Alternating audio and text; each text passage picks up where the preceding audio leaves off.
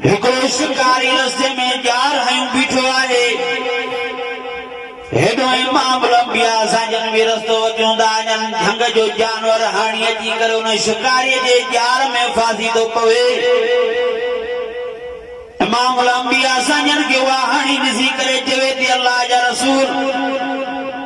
मुंहिंजा नंढा मासूम बचा आहिनि मां सुबुह खां निकितल आहियां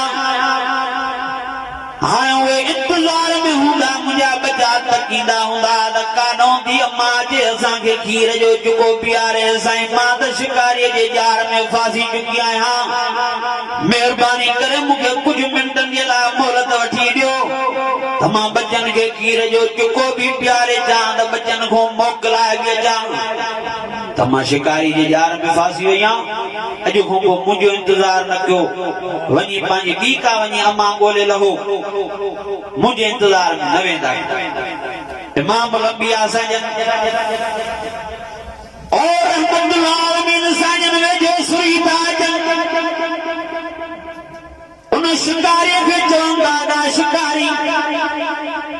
हिन हणीअ खे 2 मिंटनि जे लाइ मोहलत ॾे वञी बचनि सां मिली अचे उन्हनि खां मोकिलाए अचे उहो जेको शिकारी हो वो नबी पाक सल्लल्लाहु अलैहि वसल्लम यानी के न पो सुञाणे उन चयो त साईं झंग जो जानवर आ वई त काॾों मोटी ईंदी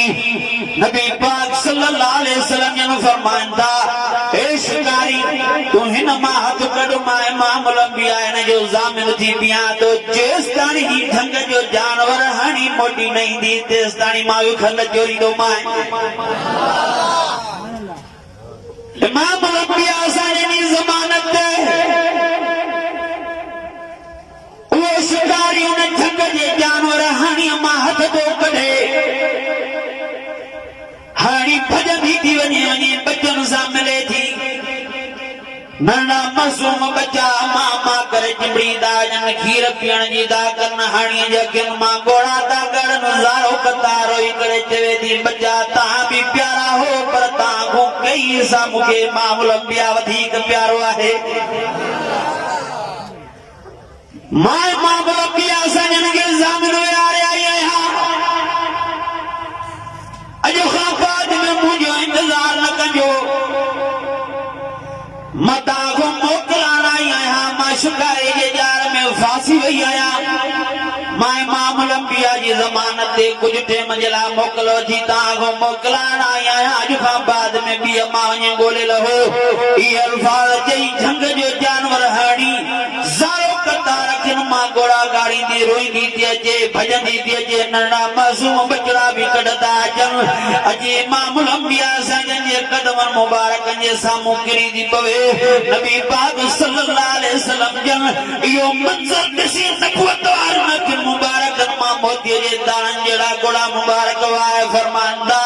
हाणी छा ॻाल्हि आहे तूं ईअं तकड़ में मोटी आया नंढा मासूम बच्चा बि तुंहिंजे कॾ डुकंदा आया आहिनि भॼंदा आया आहिनि इहे उञायल ऐं बुखायल था नज़र अचनि छोकिरा हिननि खे खीर जो चुको न पीआरियो आहे हाणे ज़ारो कदा रोई करे चवे थी साईं बच्चा ॾाढा प्यारा आहिनि दिलि ॾाढी चवे पई त आख़िरी मुलाक़ात आहे अलाए हिननि खे ॿी अम्मा मिलंदी अलाए न मिलंदी अलाए उन बुख ते सुम्हंदा अलाए पेट भरे सुम्हंदा साईं ॾाढी मुंहिंजी दिलि चवे पई पर अलाह जी ज़ात जो कसम मां मुंहिंजो साथ तव्हांजे तरफ़ टंगियल हो त मां इमाम लंबिया रहमतुल्लाह आलमीन साईं खे ज़ामिन विहारे आई आहियां बता बचनि खे खीर पीआरण जे करे मूंखे देरि थी वञे मां हाणे झंग जे जानवर हाणे जे करे मथां शिकारी इमाम लंबिया साईं खे बल लॻल आहे न विझे साईं मां तुंहिंजे करे भॼंदी आई आहियां नबी साईं जे नबूतार नखनि मुबारकनि मां मोतीअ जे दाणनि जहिड़ा ॻोढ़ा मुबारक वही पिया साईं हाणीअ खे कन खां वठी करे उन शिकारी जे हवाले करे अॻिते हलनि था उहो शिकारी ज़ारो कदा रोई करे अखियुनि मां पाणी वहाए करे चवे थो साईं असां अंधा आहियूं तव्हांखे न सुञातो आहे तव्हांखे त झंग जे जानवरनि बि सुञातो आहे साईं महिरबानी करे मूंखे माफ़ कयो मां हाणे जो हाणीअ खे बचनि सिधो आज़ादु थो कयां जल्दी कयो मूंखे बि कलमूं पढ़ायो त कलमूं पढ़ी मां बि तव्हांजी ग़ुलामीअ में ज़िंदगी गुज़ारे जनम खां बची जन्नत जो हक़दार थी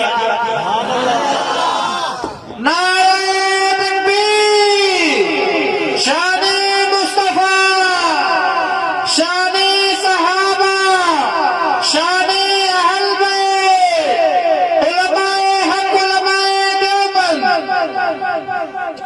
थकजी तो न प्यार थकजो तो इशारो कजो वो शिकारी तो जे साईं असां तहां के न सुञातो से साईं मेहरबानी करे माफ कयो मां हाणी के बचन सुधो आजाद वो शिकारी भी कलम करे मुसलमान थियो वो हाणी भी ता असांजे आखिरी नबी रहमतुल आलमीन प्यारे पैगंबर के बचन सुधो दुआऊं दी तंजे करे कुरान अजीम में अल्लाह से फरमायो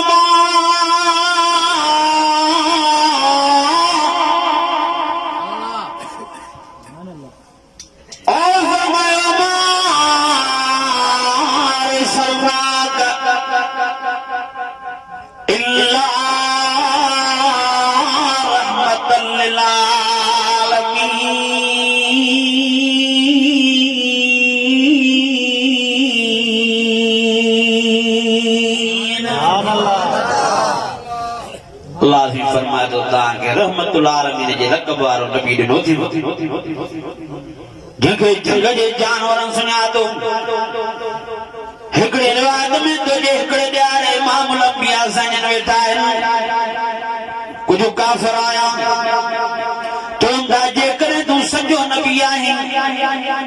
कोई जंग जो जानवर तुंहिंजे नबूअत जे मथां शायदि ॾे त कलमो भरे मुसलमान थींदासीं हज़रत अली मुर्तज़ा शेर खुदा रज़ी अल्लाह ताला अन्हु नबी साईं सां गॾु वेठा आहिनि साईं हुकुम फरमायो सोट वञ जेको बि तोखे छत में जानवर नज़र अचई उनखे मां इमाम अंबिया जा सलाम ॾेई करे वठी आ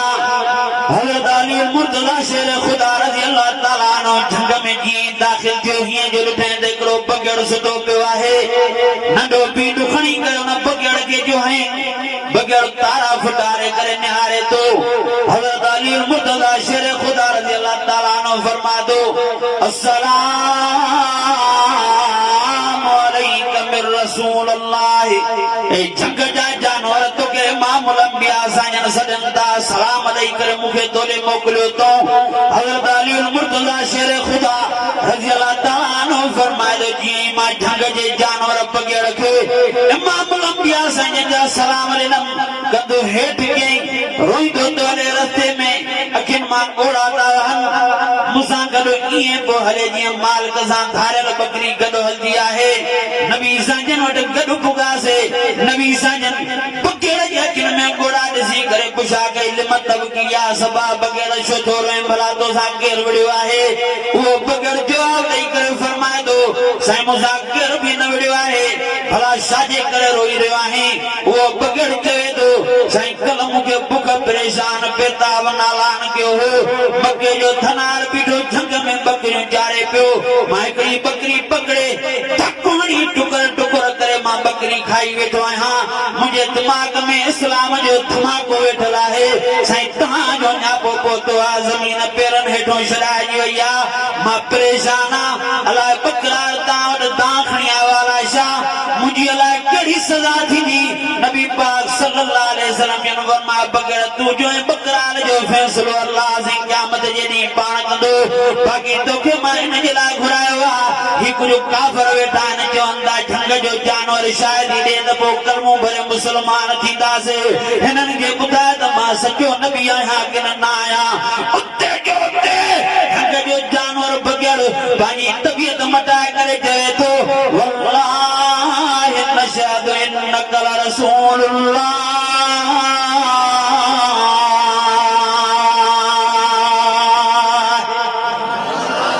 चवे तो मां अल्लाह जी ज़ात जो कसम खणी तो चवां काबर कूड़ा आहिनि तव्हां सचा हो तव्हां अल्लाह जा सचा नबी ऐं रसूल आहियो अहिड़ा ॿिया बि काफ़ी मिसाल आहिनि जेके मुख़्तसिर टाइम में तव्हांखे ॿुधाए नथो सघां अल्लाह ताला तव्हां असांखे उहो नबी नसीब फरमायो जंहिंखे अल्लाह से लखे त मौजूदा नसीब फरमाया हिकिड़े ॾियारे काफ़िर आया आहिनि जेकॾहिं सचो नबी आंद आसमान ते बीठल चोॾीअ जे चंड खे ॿ टुकर करे ॾेखार नबी साईं फरमायो ज़ालिम मां चंड खे ॿ टुकर करण जे लाइ त न आयो आहियां मां त तव्हांखे अल्लाह जी तौहीद सम्झाइण आयो आहियां वअब्दुल्लाह वला तुशरिकू बिही शैआ मुंहिंजे अचण जो मक़सदु इहो आहे क़ूलू ला इलाहा इल्लल्लाह तुफ़्लिहून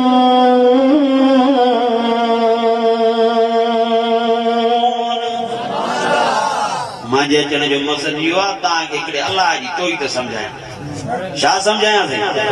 तौहीद सवा लख नबीअ जे अचण जो मक़सद इहो हो त माण्हुनि खे अलाह जी तौहीद समझाए सभई पंहिंजी महिनत इहा करे इमामुल अंबिया संजन में ॾींहुं राति इहा महिनत कई काफ़िर चवंदा इहे वार बि पोइ ॿुधासीं अॻ में चंड टुकर करे ॾेखार इमामुल अंबिया संजन नबूवत वारा हथड़ा मुबारक मथे खणी दुआ घुरी मुंहिंजा अल्लाह से मांजी मदद फरमाए मांखे कहिड़ी ताक़त आहे जो चंड खे ॿ टुकर कयां ही काफ़िर फड़ो कयूं बीठा आहिनि अल्लाह से फरमायो मुंहिंजा प्यारा पैगंबर परेशान थियण जी का बि ज़रूरत नाहे इहो आसमान ते बीठल चोॾीअ जो चंड बि मांजी मखलूक आहे तुंहिंजे ताबे थो करे छॾियां नबूवत वारी अशद अमर मुबारक सां इशारो ॾियण तुंहिंजो कमु आसमान ते बीठल चोॾीअ जे चंड खे ॿ टुकर करे धरतीअ ते किरे काफ़िरनि खे तुंहिंजो मौजूदो ॾेखारण मां अल्लाह जी ज़ात जो कमु आहे तां उन नबीअ जा उम्मती आहियूं हीअं आंगुर सां इशारो ॾींदा विया चंड ॿ टुकर हेठि थी करे ज़मीन ते हेठि किरी पियो तां उन नबीअ जा उम्मती आहियूं जो हिकिड़े ॾियारे इमामुल अंबिया संजन हज़रत अली मुर्तज़ा शेर ख़ुदा रज़ी अल्लाह ताला अन्हु जे गोॾे मुबारक ते सुम्ही पिया आहिनि हेॾा वहीअ जो नुज़ूल शुरू थी वियो ख़बर तॾहिं पई जो सिजु लही वियो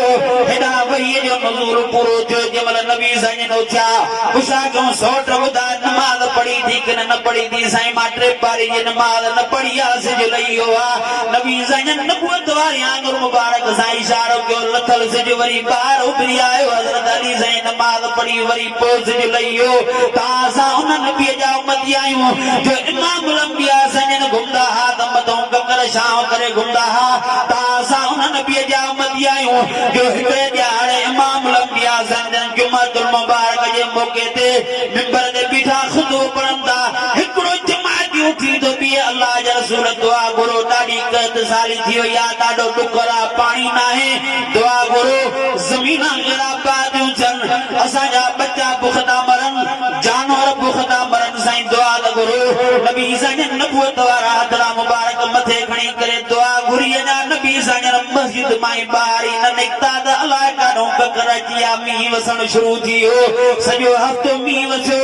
एॾो मींहुं वसियो जो रोड रस्ता मींहं सां भरिजी विया वरी जंहिंमहिल ॿिए जुमे ते इमामुल अंबिया संजन मिंबर ते बीठा साॻो ई माण्हू उथी करे चवे थो साईं दुआ घुरो ॾाढो मींहुं वसियो आहे बसि हाणे मींहुं बंदि थिए नबी संजन नबूवत वारा हथड़ा मुबारक मथे खणी दुआ घुरी अञा मस्जिद शरीफ़ मां ॿाहिरि न निकिता त अलाह काॾों जो काॾे ककर हलिया विया सिज रोशनी करे बीह रहियो तां एॾे शान वारे नबीअ जा उम्मती तां असांखे अलाह ताला उहो बुखे में नबी नसीब फरमायो और जो हिजरत वारी रात हज़रत अबू बकर सिद्दीक़ इमामुल अंबिया संजन सां गॾु आहे हलंदे हलंदे हलंदे हलंदे नबी पाक सल्लल्लाहु अलैहि वसल्लम ने फरमाया अबू बकर सिद्दीक़ ॾाढा थकिजी पिया ऐं ॾाढी उञ लॻी आहे ॾाढी बुख लॻी आहे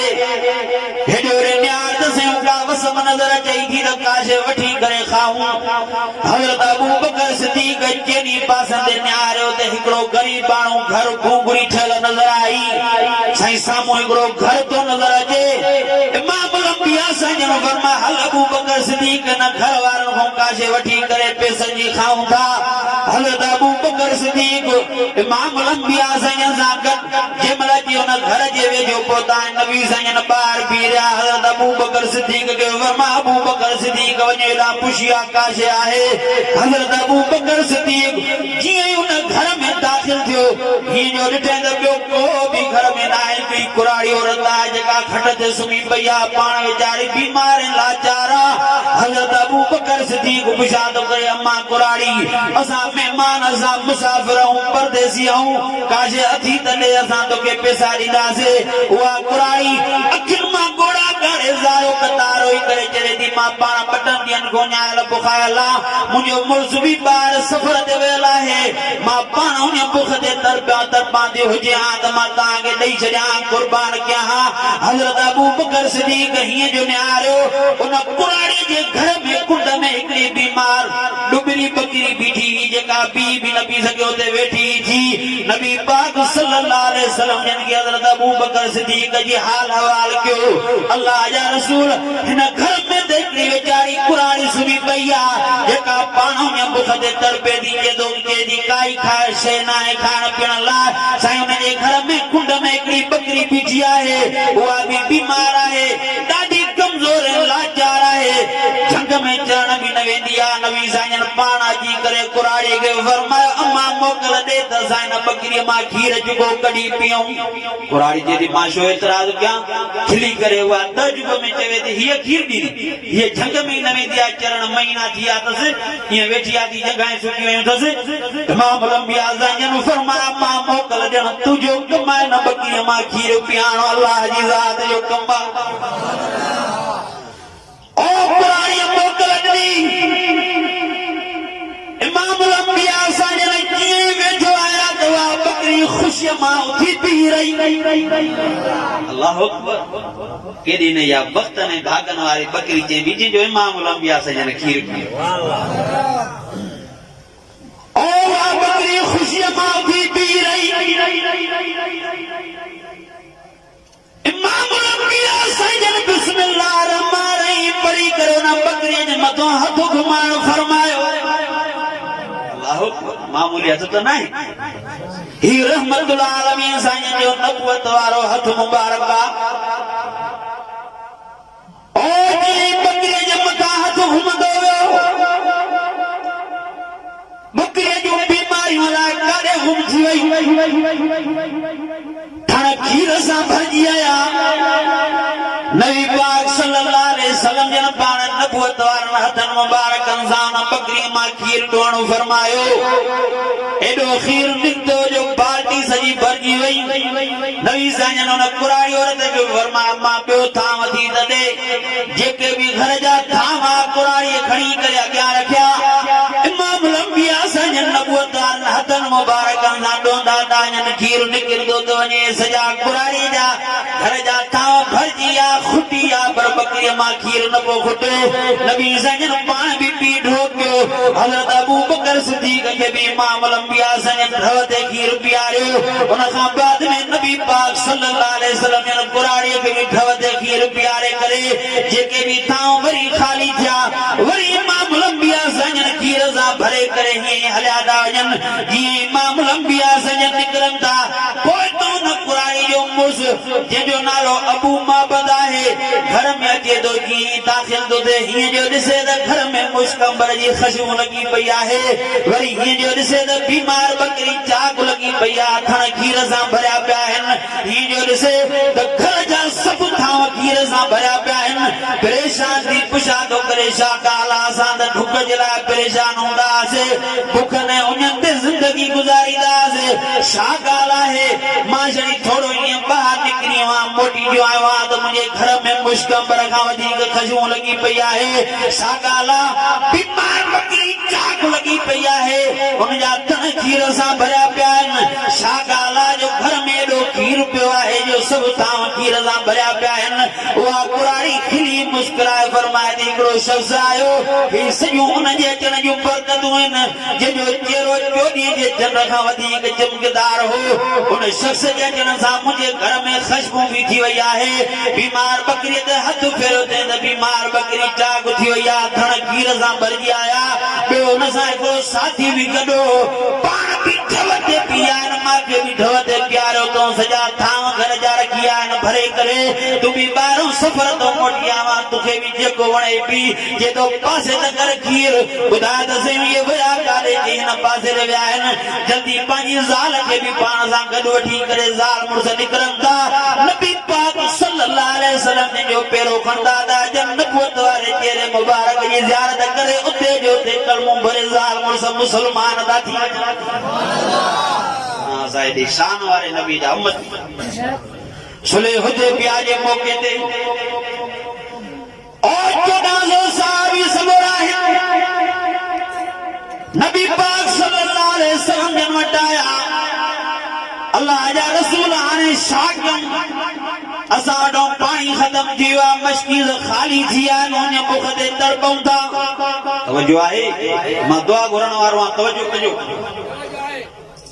साईं असा जा थाव खाली थी आहिनि असा पाण में ते परेशान हूं बुख ते परेशान हूं असांजा जानवर भी तड़पन था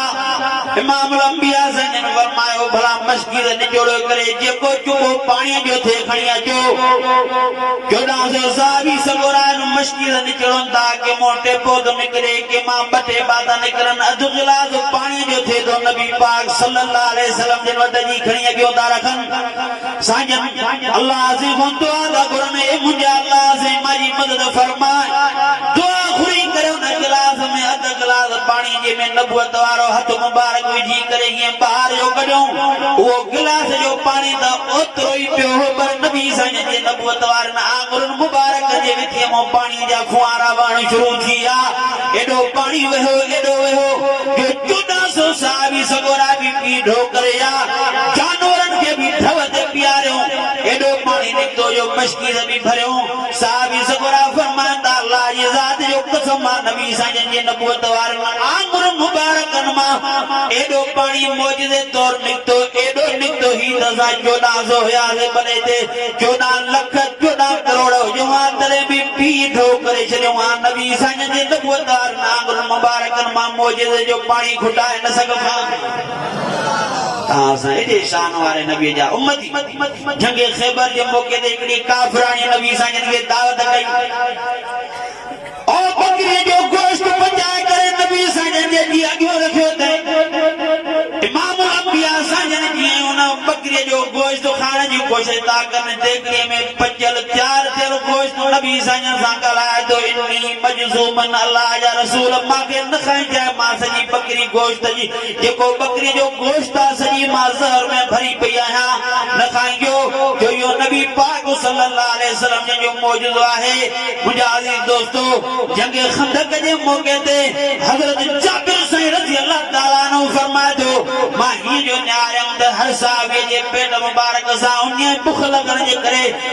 एक पत्थर बधो पियो है हजरत जाबिर साईं फरमाया तो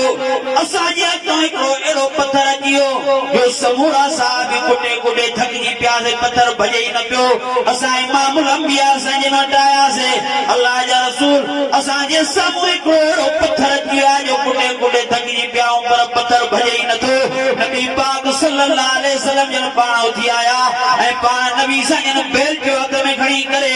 हथोड़ो हाथ में खड़ी करे नबी पाक सल्लल्लाहु अलैहि वसल्लम जन बिस्मिल्लाह अल्लाह अकबर करे तेज में धक जो आयो तो वडो पत्थर टुकर टुकर थी गया अल्लाह काले घुम थियो पर हजरत जाबिर साईं रजी अल्लाह ताला ने फरमाया तो कि मतलब नबी पाक सल्लल्लाहु अलैहि वसल्लम जन पत्थर के धक आयो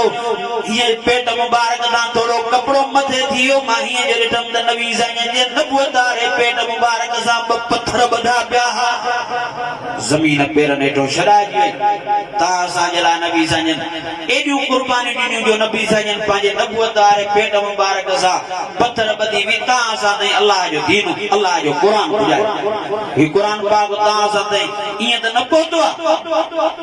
वडन कुर्बान साईं कुरान री ता सा पहुतो वडी वडी हस्तियों त कुरान अज़ीम जे मथा कुर्बान थियूं आहिनि नबी साईं जो चाचो हज़रत अमीर हमज़ा रज़ी अल्लाह ताला अन्हु उहद जे मैदान में 70 साथिन समेत हिन कुरान अज़ीम जे मथा कुर्बान थियो आहे 70 साहबी उन्हनि में हिकिड़ो नबी साईं जो चाचो हज़रत अमीर हमज़ा रज़ी अल्लाह ताला अन्हु भी आहे जंहिंखे ज़ालिमनि छड़ी शहीद न कयो शहीद करण खां बाद में हुन जे सीने खे चीरे करे दिल मुबारक के बाहर कढियो वियो चपन के वठियो वियो कनन के वठे नक जी चोटीअ के वठे करे काफर गीचे में हार वांगुरु पाए मके शरीफ जे घिटिन में जुमरियूं था पाईंदा अथनि साहबी सगोरा नबी साईं वटि आया आहिनि अल्लाह जा रसूल तव्हांजो चाचो साईं शहीद भी थियो आहे ऐं ज़ालिम वॾियूं ख़ुशियूं भी कनि था जश्न था मल्हाइनि नबी पाक सल्लल्लाहु अलैहि वसल्लम जन साहब सगोरनि सां गॾु उहद जे मैदान में अचनि था ॿियनि शहीदनि खे बि ॾिसी करे नबी साईं मुबारकूं था ॾियनि तव्हां खटी वियो जन्नत जा हक़दार थी वियो पंहिंजे चाचे साईं जे मथां बीह करे हालत भी ॾिसनि था त ज़ालिमनि वॾी बेदर्दीअ सां मुंहिंजे चाचे खे शहीद कयो आहे भले शहीद कयूं त भले कयूं चप मुबारक दन वडना नक जी चोटी मुबारक दन वडना कन जो पापड़ियों दन वडना सीनू चीरे करे दिल मुबारक दन कढना ज़ालिमन वडो ज़ुल्म कयो आहे साहबी सगोरा मथों बिठाइन साईं जेको हुकुम फरमायो नबी पाक सल्लल्लाहु अलैहि वसल्लम जन फरमायो ता खामोशी करे बिहो काफी टाइम मता बीबी नबी साईं जा नबुवत वारा हथड़ा मुबारक मथे खजिया दुआ के पूरो क्यों साहबी सगोरा पुछंदा अल्लाह जा रसूल ता असा के को हुकुम ही नथा कयो वेण जे लाए काफरन को बदलो वठण जे लाए कुछ कयो ही नथा दुआ दा गुरु शा गाला बरा कड़ी दुआ घुरी तो नबी साईं ने फरमाया मां ये दुआ घुरिया अल्लाहुम्मा ज़ुक़नी शहादतन फी सबीलिक मुंजा अल्लाह से मां इमाम लंबिया के भी पांजे रास्ते में शहादत नसीब कजा ये मां क़यामत जे दी महशर के मैदान में सखत जो सरदार हो जा दिलेर ने बहादुरन जो सरदार हो जा हसीना ने जमीलन जो सरदार हो जा नबियन जो सरदार हो जा के मां क़यामत वाले दिहाड़े इमाम लंबिया जी शहीदन जो भी सरदार हो जा अदा शहादत एक वडो दर्जो शहादत एक वडो अल्लाह जी तरफ खां इनाम ता भी हर दुआ में खुदा जो अल्लाह से सा के शहादत चेबो नबी साईं ने फरमाया जदी भी दुआ घुरो पांजी दुआ में अल्लाह से हम बशे जरूर घुरदा केड़ियों पीरे नंबर दे इमाम अंबिया साईं ने फरमाया अल्लाह से खां जन्नत घुरदा क्यों पर जन्नतुल फिरदौस जन्नत पर जन्नतुल फिरदौस जन्नत जो हिकड़ो तबको आहे जो नालो जन्नत उनमें हिकड़ी सिर सोन जी आहे हिकड़ी चांदी जी आहे पर मुझे प्यारे पैगंबर साईं ने फरमायो जो नालो जन्नतुल फिरदौस आहे उनमें सब सिर सोन जो मुस्तंबर जो गारो इस्तेमाल थियल आहे जंहिंमें ख़ुशबू केॾी पासन ना नबी साईं ने फरमाया हिकु त अल्लाह से को जन्नतुल फिरदौस ऐं ॿियो ॿिए नंबर ते इमाम अंबिया साईं ने फरमायो शहादत जो वला तक़ूलू लिमन युक़तलु फी सबीलिल्लाह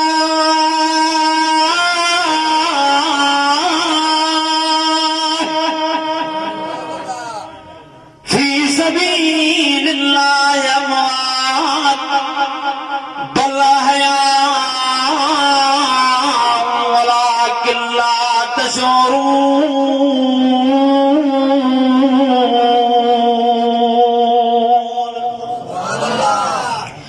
वही फरमाया वला तहसबन्नल्लज़ीन क़ुतिलू फी सबीलिल्लाहि अमवाता बल अहयाअ इंद रब्बिहिम युरज़क़ून